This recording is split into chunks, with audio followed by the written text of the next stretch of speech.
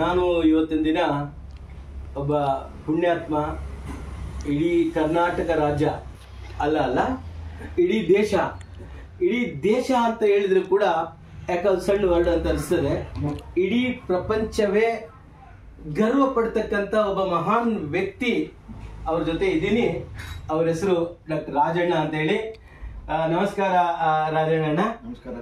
ಮೊಟ್ಟ ಮೊದಲನೇದಾಗಿ ತಮಗೆ ನನ್ನ ಪರವಾಗಿ ಮತ್ತು ನನ್ನ ಕುಟುಂಬದ ಪರವಾಗಿ ತಮಗೆ ಏನು ಭಾರತ ಸರ್ಕಾರ ಪದ್ಮಶ್ರೀ ಅವಾರ್ಡ್ ಕೊಟ್ಟಿದ್ದಾರಲ್ಲ, ಅದಕ್ಕೆ ಒಂದು ಅಭಿನಂದನೆಯನ್ನು ಸಲ್ಲಿಸಬೇಕು ಅಂತ ಬಂದಿದ್ದೀನಿ.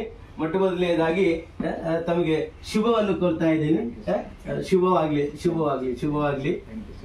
ಗೋವಿಂದ್ಜಿ, ನಿಜವಾಗ್ಲೂ ನ್ಯಾಯ ಎಲ್ಲಿದೆ ಅಂತ ಹೇಳಿದ್ರೆ ನಿಮ್ಮ ಮನಸ್ಸಿನಲ್ಲಿದೆ. ನ್ಯಾಯ ದೇವತೆಯಾಗಿ, ನ್ಯಾಯದ ದೇಗುಲಾಗಿ ನಮ್ಮ ಮನೆಗೆ ಬಂದಿದ್ದೀರಾ. ಇದುವರೆಗೂ ಯಾವ ಅಡ್ವೊಕೇಟ್ ಕೂಡ ಬಂದಿಲ್ಲ.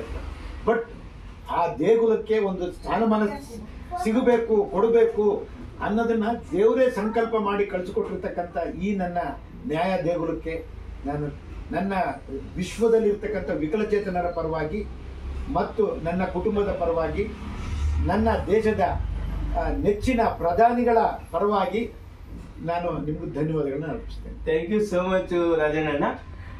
ಮೊಟ್ಟ ಮೊದಲನೇದಾಗಿ ತಮ್ಮ ಅನುಭೂತಿಯನ್ನು ಯಾವ ರೀತಿ ಸ್ವೀಕಾರ ಮಾಡಿದ್ರಿ ಅಲ್ಲಿ? ಯಾಕಂತ ಹೇಳಿದ್ರೆ ಅಶೋಕನ ಹಾಲ್, ಅಶೋಕ ಚಕ್ರನ ಅಶೋಕ ದರ್ಬಾರ್ ಹಾಲ್, ರಾಷ್ಟ್ರಪತಿ ಭವನ, ಅಲ್ಲಿಗೆ ಹೋಗೋದೇ ಬಹಳ ಕಷ್ಟ. ಅಂತದ್ರಲ್ಲಿ ಅಲ್ಲಿ ಹೋಗಿ ಪದ್ಮಶ್ರೀ ಒಂದು ಅವಾರ್ಡ್ ಸ್ವೀಕಾರ ಮಾಡ್ತೀರಿ. ಅಲ್ಲಿ ಇದ್ದಿದ್ದು ಸಣ್ಣ ಪುಟ್ಟ ಜನರಲ್ಲ, ಅತ್ಯುನ್ನತ ಮಹಾರಥರು, ರಾಷ್ಟ್ರಪತಿಗಳು, ಪ್ರಧಾನಮಂತ್ರಿಗಳು, home minister, external affairs minister, ಹೀಗೆ ಅನೇಕ ಗಣ್ಯರ ಮಧ್ಯದಲ್ಲಿ ತಾವು ಒಂದು ಸಣ್ಣ ವಿಡಿಯೋ ನೋಡಿದ್ದೀನಿ. ತಾವು ಬರುವ ಒಂದು ಶೈಲಿ ಆಗಿರ್ಬೋದು, ಪ್ರಧಾನಮಂತ್ರಿಗಳಿಗೆ ತಾವು ನಮಸ್ಕಾರ ಮಾಡ್ತಕ್ಕಂಥದ್ದು, ಆಮೇಲೆ ರಾಷ್ಟ್ರಪತಿಗಳಿಗೆ ತಾವು ಶಿರಸ್ಸು ವಂಚಿ ತಾವು ನಮಸ್ಕಾರ ಮಾಡೋದಿದೆಯಲ್ಲ, ಇವೆಲ್ಲವನ್ನು ಯಾವ ರೀತಿ ನೀವು ಉಲ್ಲೇಖ ಮಾಡ್ತೀರಿ? ಯಾವ ರೀತಿ ಅನುಭೂತಿ ನಮ್ಮ ಜೊತೆ ಸ್ವಲ್ಪ ಹಂಚ್ಕೊಳ್ಳಿ Rajanna. Thank you so much. ಈ ಸೌಭಾಗ್ಯನ ನೀವು ಒಬ್ಬರೇ ಕೇಳ್ತಾ ಇರೋದು. ಇದುವರೆಗೂ ಸುಮಾರು ಒಂದು 10-15 TV ಅವರು ಕೇಳಿದ್ದಾರೆ. ಅವ್ರು ಯಾರೂ ಕೇಳದೆ ಇರತಕ್ಕಂಥ ಒಂದು ಸೌಭಾಗ್ಯದ ಪ್ರಶ್ನೆಯನ್ನ ಕೇಳಿದ್ದೀರಾ. ಈ ಪ್ರಶ್ನೆಗೆ ಒಂದೇ ಲೈನಲ್ಲಿ ಉತ್ತರ, ನನ್ನ ದೇಶದ ಪ್ರಧಾನಮಂತ್ರಿಗಳಿಗೆ ಈ ಒಂದು ಕ್ರೆಡಿಟ್ ಹೋಗ್ಬೇಕು. ಯಾಕೆಂದ್ರೆ ಇವತ್ತು ದಿನ ದೇಶದಲ್ಲೇ ಅಲ್ಲ, ವಿಶ್ವದಲ್ಲೂ ಕೂಡ ಹುಡುಕ್ತಾ ಇದ್ದಾರೆ.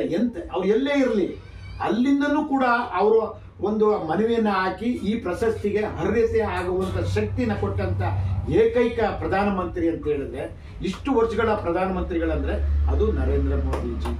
ಅವರ ಒಂದು ದೂರದ ಕನಸು ಭೂಮಿನಲ್ಲೂ ಕೂಡ ನೋಡಿ. ಇಲ್ಲಿ ಬಂಗಾರಪೇಟೆನಲ್ಲಿ ಲೂಟಿ ಹೊಡ್ಕೊಂಡು ಬಂಗಾರ ಹಾಸ್ಕೊಳ್ಳೋದಲ್ಲ, ಭೂಮಿ ಒಳಗಡೆ ಇರ್ತಕ್ಕಂಥ ಕೆಸರಿನಲ್ಲಿ ಇರ್ತಕ್ಕಂಥ ಬಂಗಾರನು ಕೂಡ ಇಂಥ ವ್ಯಕ್ತಿಗಳ ಮೂಲಕ ಇದೆ ಅನ್ನೋದನ್ನ ಕಂಡುಹಿಡಿದು ಅವ್ರಿಗೆ ದರ್ಬಾರ್ ಹಾಲ್, ಅಶೋಕ ಇವರು ನಮ್ಮ ರಾಷ್ಟ್ರಪತಿಗಳ ಭವನದಲ್ಲಿ ಕೊಡಬೇಕು, ಇವರಿಗೆ ಅಷ್ಟು ಒಂದು ಸೌಕರ್ಯನ ಕಲ್ಪಿಸ್ಕೊಡ್ಬೇಕು ಅನ್ನೋದು ಸಾಧಾರಣ ವಿಶ್ವದಲ್ಲಿ ಯಾರಿಗೂ ಬರೋದಿಲ್ಲ ಸರ್. ಅಂತ ಒಂದು ಮಹಾನ್ ವ್ಯಕ್ತಿ 10 ವರ್ಷದಲ್ಲಿ ಈ ದೇಶನ, ಇಂಥ ಒಂದು ಬಡ ದೇಶನ ವಿಶ್ವ ನೋಡುವಂತ ಶಕ್ತಿಗಳಾಗಿರ್ತಕ್ಕಂಥವ್ರು ನಮ್ಮ ದೇಶದ ಪ್ರಧಾನಮಂತ್ರಿ.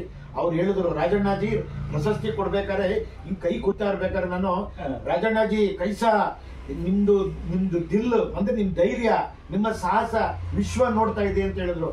ಅದಕ್ಕೆ ನಾನು ಹೇಳಿದೆ, ಈ ವಿಶ್ವ ನೋಡೋದಕ್ಕೆ ಕಾರಣಕರ್ತರು ಯು ಆರ್ ಮೈ ನೇಷನ್ ಅಂತ ಹೇಳಿದೆ ಅವ್ರಿಗೆ. ಅವರು ಕೂಡ ಭಾವುಕರಾದ್ರು, ನನಗೂ ಕೂಡ ಭಾವಕತೆ ಆಯ್ತು. ಮತ್ತೆ ಪಕ್ಕದಲ್ಲಿ ಇದ್ದವರು ಆ ಮಿನಿಸ್ಟರ್ಗಳೆಲ್ಲ ಆಶ್ಚರ್ಯಚಕಿತವಾಗಿ ಇಂಥ ಒಂದು ಅಮೂಲ್ಯವಾದಂತ ಇದನ್ನ ನಾವು ಇದುವರೆಗೂ ನೋಡಿರ್ಲಿವಲ್ಲ ಅನ್ನೋದು ಅವ್ರಿಗೆ ಅನಿಸ್ತಾ ಇತ್ತು. ನಮ್ಮ ಇವರು ವಿದೇಶಾಂಗ ಮಂತ್ರಿ ಜೈಶಂಕರ್ ಇದ್ರು, ಅಮಿತ್ ಶಾ ಜಿ ಪಕ್ಕದಲ್ಲಿ. ಅಮಿತ್ ಶಾ ಜಿ ಅವ್ರಿಗಂತ ನನ್ನ ನಿಜವಾಗ್ಲೂ ಇವರು ನನ್ನ ದೈವ ಅಂತ ಹೇಳಿದ್ರೆ, ರಾಷ್ಟ್ರದ ದೈವ ಅಂದ್ರೆ 3 ಬ್ರಹ್ಮ, ವಿಷ್ಣು, ಮಹೇಶ್ವರ. ಈ ಬ್ರಹ್ಮ ಯಾರು ಅಂತ ಹೇಳಿದ್ರೆ ನಮ್ಮ ದೇಶದ ಪ್ರಧಾನಮಂತ್ರಿ. ವಿಷ್ಣು ಯಾರಪ್ಪ ಅಂತ ಹೇಳಿದ್ರೆ ನಮ್ಮ ಅಮಿತ್ ಶಾ ಅವರು. ಮಹೇಶ್ವರ ಯಾರಪ್ಪ ಅಂದ್ರೆ ಈ ರಾಷ್ಟ್ರದ ಬುಡಕಟ್ಟು ಜನಾಂಗದ ರಾಷ್ಟ್ರಪತಿಗಳು. ಇಂಥವ್ರನ್ನ ಒಂದು ಸೆಲೆಕ್ಷನ್ ಮಾಡಿಕೊಟ್ಟಂತ ಕೀರ್ತಿನ ಎತ್ತಿಡಿದಂತ ವ್ಯಕ್ತಿ, ಧೀಮಂತ ಮಹಿಳೆ, ಮತ್ತು ಆ ಒಂದು ಸಮಾಜಕ್ಕೆ ಕೊಟ್ಟಂತ ಕೊಡುಗೆ ನಮ್ಮಂಥವ್ರಿಗೆ ಅವ್ರ ಆಶೀರ್ವಾದ ಸಿಕ್ಕಿರೋದು ನಿಜವಾಗ್ಲೂ ನಮ್ಮ ಕರ್ನಾಟಕದ ಎಲ್ಲ ಕನ್ನಡಿಗರಿಗೂ ಸಿಕ್ಕಿರ್ತಕ್ಕಂಥ ಇದು ಆಶೀರ್ವಾದ ಅಂತ ಭಾವಿಸ್ತೀನಿ.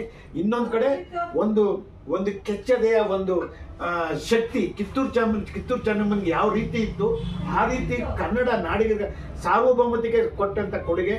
ಆದ್ರೆ ಇದೇ ತರ ಭಾರತ ದೇಶಕ್ಕೆ ಸಿಕ್ಕಿರ್ತಕ್ಕಂಥ ಸಾರ್ವಭೌಮ ಸಿಕ್ಕಿರ್ತಕ್ಕಂಥ ಒಂದು ಮಹತ್ತರವಾದಂತ ಕೊಡುಗೆ ಇದು. Thank you so much Rajanna. ನಿಮ್ಗೆ ಕೊನೆಯದಾಗಿ ಕಟ್ ಮಾಡು.